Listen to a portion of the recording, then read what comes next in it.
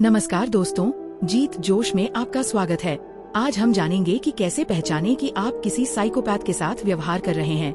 Psychopath शब्द बहुत सुनने में आता है, लेकिन अक्सर इसे गलत समझा जाता है।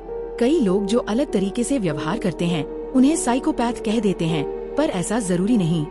इतिहास के कुछ बड़े अपराधी साइकोपैथ रहे होंगे, लेकिन इसका मतलब उससे भी बहुत व्यापक है। साइकोपैथ अलग अलग रूपों में हो सकते हैं और कभी कभी ये दूसरे मानसिक रोगों के रूप में भी छिप सकते हैं। वैज्ञानिक समुदाय में साइकोपैथ की सही परिभाषा पर अभी बहस चल रही है, लेकिन मनोवैज्ञानिकों ने इसे एक सामान्य रूप से समझा है। साइकोपैथ को दूसरों के प्रति सहानुभूति या पछतावे की भावना महसूस करने में कठिनाई होती है।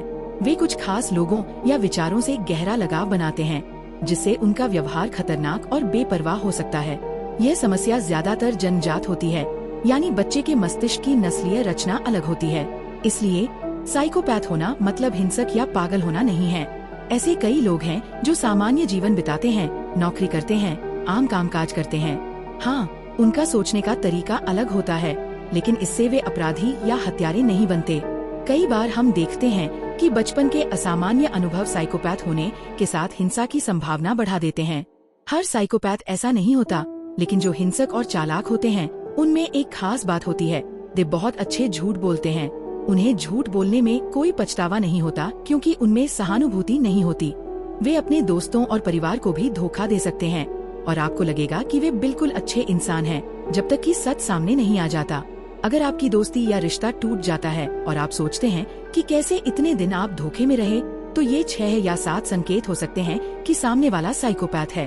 पहला, उनका अहंकार बहुत बड़ा होता है।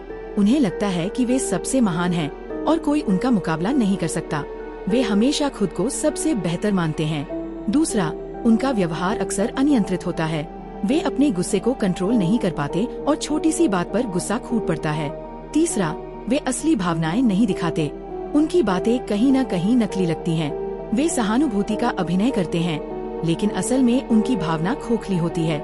चौथा, वे दूसरों के संसाधनों का मुफ्त में उपयोग करते हैं, बिना किसी अपराध बोध के, जैसे परजीवी जो होस्ट से चिपक जाते हैं। पांचवा, उनकी घृणा सहन करने की क्षमता आम लोगों से ज्यादा होती है। वे खून खराबे या दर्द की तस्वीरें देखकर भी नहीं घबराते। छठा, जब वे आपको देखते हैं तो उनकी नजरें आम लोगों से अलग होती हैं। वे जब आप भावुक होते हैं तो आपकी आंखों में देखने से ज्यादा आपके मुंह को देखते हैं। सातवां, वे दूसरों के दुख या परेशानी को समझने में असमर्थ या उदासीन होते हैं। वे फर्क नहीं करते कि आप सच में परेशान हैं या दिखावा कर रहे हैं। अगर कोई आपके दुख को अनदेखा करता है तो या तो उसे पता नहीं या उसे परवाह नहीं है। ये थे कुछ महत्वपूर्ण संकेत जो आपको सावधान करने के लिए हैं, जब आप किसी के साथ संबंध बना रहे हैं। याद रखें, अपना ध्यान रखें और सही फैसले लें।